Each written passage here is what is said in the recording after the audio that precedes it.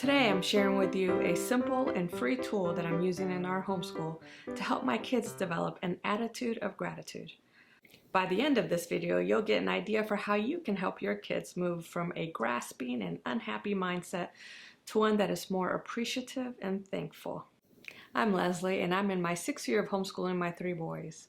I create content about homeschooling on YouTube and also on my website, lesliemaddox.com. The homeschool content I create is very much based on the vision I have for our homeschool. A few years ago, we read Farmer Boy by Laura Ingalls Wilder, and it very much impacted me and my vision for our family. In that book, you see a young boy not just living with his family, but working with them, being trained by them, learning from them. And even though he's a little boy, he starts to develop, and he's expected to develop some sort of vision for his future, and to decide what he wants to be when he grows up. But it's not just a simple question of what do you want to be. It's a question that's going to impact his near future, because he's going to have to start training for that. And so you see in this story, this little boy who isn't just being trained by his parents for life, but he loves it. It's not something that he does in between having fun. It is fun for him. And also, I just love that vision of this little boy in wide open spaces and loving his life. There's a scene where he's been for a few days, they've been like off work for a few days because of I think a fair. Some sort of community gathering, and it was supposed to last a week, but after just a couple of days he felt that it was wrong. He was uncomfortable. He felt that it was wrong to not be back at the farm working, because that was his routine, but also something that he loved. So I started to develop this vision for my kids of just some wider open spaces than we had, and maybe not a farm, but room for them to run and play, a piece of property where they would learn a lot of things and where there was work to be done, because the larger the property, the more work there is for everybody. And so we basically ran with that vision. We moved from our little house with a itty bitty yard to a property that was just a couple of acres, and it's lots of trees. There's a pool, a huge playscape that they have, a trampoline. They have every outdoor toy. So they spend a lot of time working with my husband, just doing things around the yard and around the house, and also playing. And they have their schoolroom, but also a playroom and a craft room, and just everything a little boy could want. But still, there are times that they complain about being bored, and especially certain periods of the year, they get bored with what they have and want more. And that was really bothering me a lot, because I would tell them, it's like, you have so much. I mean, you don't even know how fortunate you are with all that you have. There is so much for you to do. There's no reason for you to be bored or dissatisfied. But it was hard to get that through to them. Just saying the words wasn't enough to communicate to them and to convince them and have them change their mindset that, yes, I should be very thankful for all that I have. It just kind of went in one ear and out the other. Here's the thing. I have good kids. They're very sweet. They're loving. They're kind. They're hardworking. This feeling that they sometimes get of, oh, I wish I had this or that, and staying focused on that, that's not unique to them. I've experienced that. You may have experienced that too, in yourself or in your own kids. I think that we all go through that sometimes. But as adults, we have enough life experience to realize that things could be very different, that we should be thankful for what we have, because we're not promised anything tomorrow. Things can change pretty quickly. So we learn to develop a more thankful attitude for what we have, because we know that what we have isn't permanent, and that we can find something good in every day. For myself, I've realized that simple pleasures, acknowledging those simple pleasures goes a long way toward having a more thankful attitude. And I thought, I really want to develop that in my kids, and giving them a speech isn't going to do it. And so I was left with the question, how do I raise kids that are content, that are thankful for what they have, that are grateful for what they have? Because what I'd been doing wasn't working. I decided I needed to try to help them focus on what they do have. But that's not always easy because, sometimes there are a lot of disappointments. During seasons of one disappointment after another, it's hard to be grateful for what you have. When you've truly experienced loss or lack, it's difficult to focus on what you have.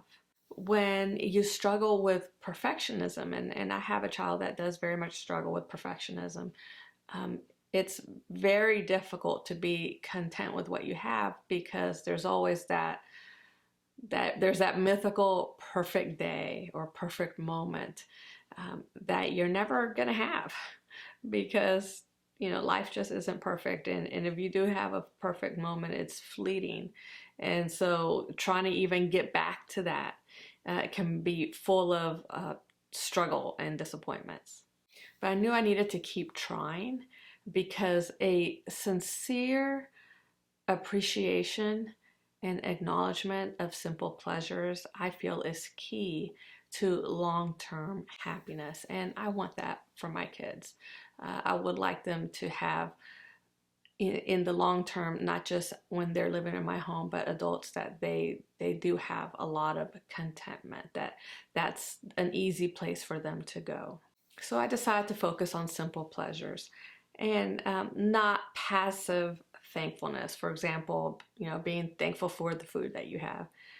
I mean, we should be thankful for the food that we have, but telling my kids to be thankful, and there's kids, and I've done this, there's kids that don't have enough to eat. I was telling them that the other day, how during this age of Corona, some kids are struggling because when they went to school, that's when they got a meal. And if they're not at school, they may not be getting enough food. And I was telling my kids that, to be thankful for their food. Guess what? Didn't work. That wasn't interesting and sad to them, me telling them that about kids who don't get enough to eat, but it didn't really impact their thankfulness. And what are other things that we usually talk about being thankful for? A family, a house to live in, that we have enough money to take care of our needs. But talking to kids about being thankful for those things, and like insisting that they be thankful, that's a very passive activity, I think, especially for some people. For some kids, I don't know, is it just a boy thing? If you have girls, let me know. Is it easier for them to have thankfulness for those things? But I know for my boys, that feels very passive to them, and it doesn't really impact them. And so I know that they're thankful to have their family and all, but it doesn't change the day-to-day dissatisfaction with what they don't have.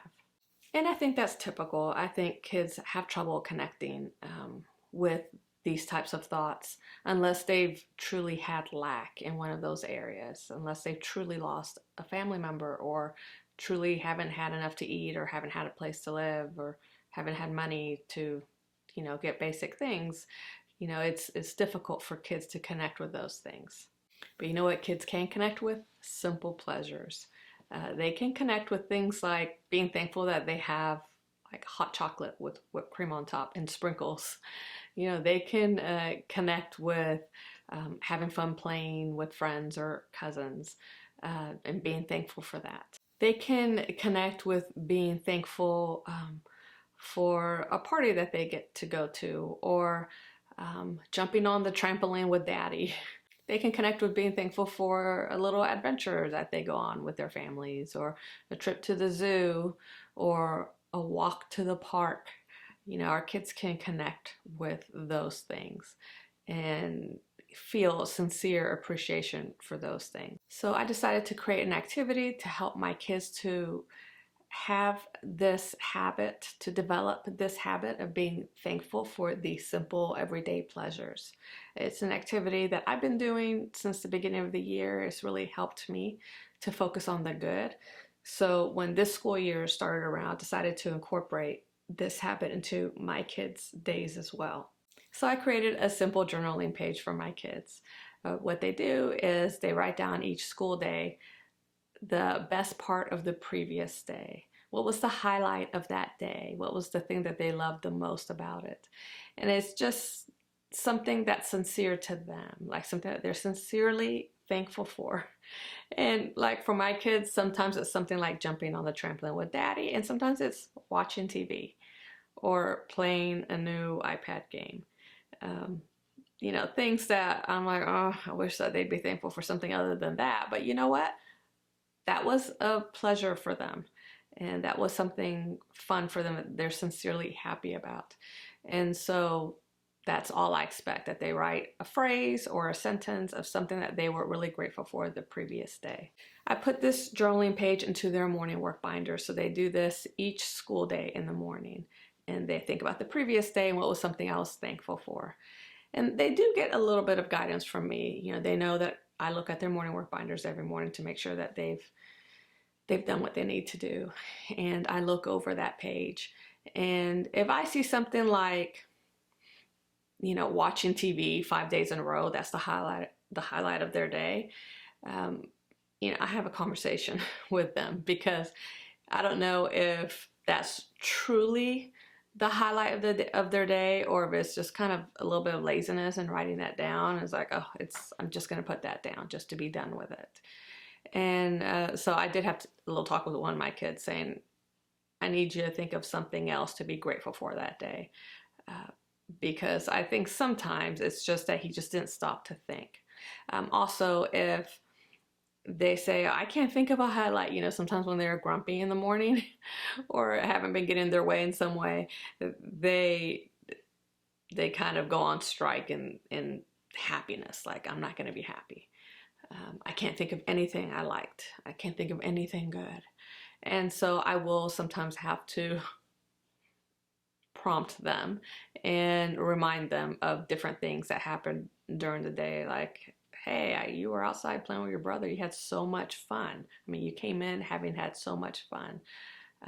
Or, hey, you were jumping on the trampoline and you were looking forward to it. Couldn't do it for a couple of days, and then you finally got to do it. You had so much fun. Or how about that game that you were playing? You had so much fun. That's something that you'd been wanting to do, and you did it, and you had a great time. And then they have that aha moment of, oh yeah, that was fun. And so they write that down. So I won't say that it's largely an independent activity, but they do get a little bit of guidance from me. Not that I'm trying to convince them that something's good. So I'm not doing that. I'm helping them to do what the purpose of this activity is, which is to focus on the good things. And it has been really good for them, because then they can go back, and I like having it all on one page for the month. So every time they open that up in the morning, they see a list in front of them of things that they were happy about. You know, instead of just having a blank page and feeling like there was never any good times, depending on how grumpy they are that day, they have a list in front of them of good times and things that they appreciated. And so it has been a really good activity for us in that way. And I've noticed that since they've started doing that, they've been doing that since the beginning of this school year, since they've started trying to think of the highlight of each day, we have more conversations about simple pleasures. Like the other day, we had a little campfire. It was the first day that was cold enough, the first night cold enough for a campfire. And we did s'mores and, you know, roasting marshmallows and all. And they were noticing all the simple pleasures of being out there together, and, you know, the night sky and the colors on the fire and the glow of the fire, and look at this marshmallow, you know, all those simple things. They had so much fun. Now, I'm not gonna lie, I was pretty stressed out the whole time, because they were so excited about the fire, they weren't being very careful around the campfire. So I was super stressed out the whole time. And I was having to really work on the simple pleasures myself. But one of the things that made me so happy in the moment was seeing them just, instead of thinking, oh, I want to go back inside and play on the iPad or watch TV, they were really noticing those little things. You know, they're becoming more aware of simple pleasures. Even just the other day, we were outside. One of my older boys was commenting on the leaves and the sun and the wind and, you know, all those simple pleasures. They're becoming more and more aware of those things. And contentment is growing. And that's what I'm working toward. Raising my kids, acknowledging those simple pleasures so that when they're adults, they're not grasping adults. They're not adults that are constantly unhappy and waiting for the next big rush, the next big thing, but are more content and grateful for the simple things that they have and really appreciate them. If you're interested in incorporating this simple habit into your homeschool where your kids journal each day about something that they loved about the previous day, look down below. I'll have the link there to where you can download the free printable that I created. Let me know if you're interested in any other morning work activities, if you have questions about any other morning work activities that you could do to help your kids get their day started off on the right foot. Comment down below if you have any questions about morning work binders or anything like that. Also, if you're interested in more learning activities that your kids can do independently in the mornings, you may be interested in a video I created showing some calendaring worksheets that my kids do each morning.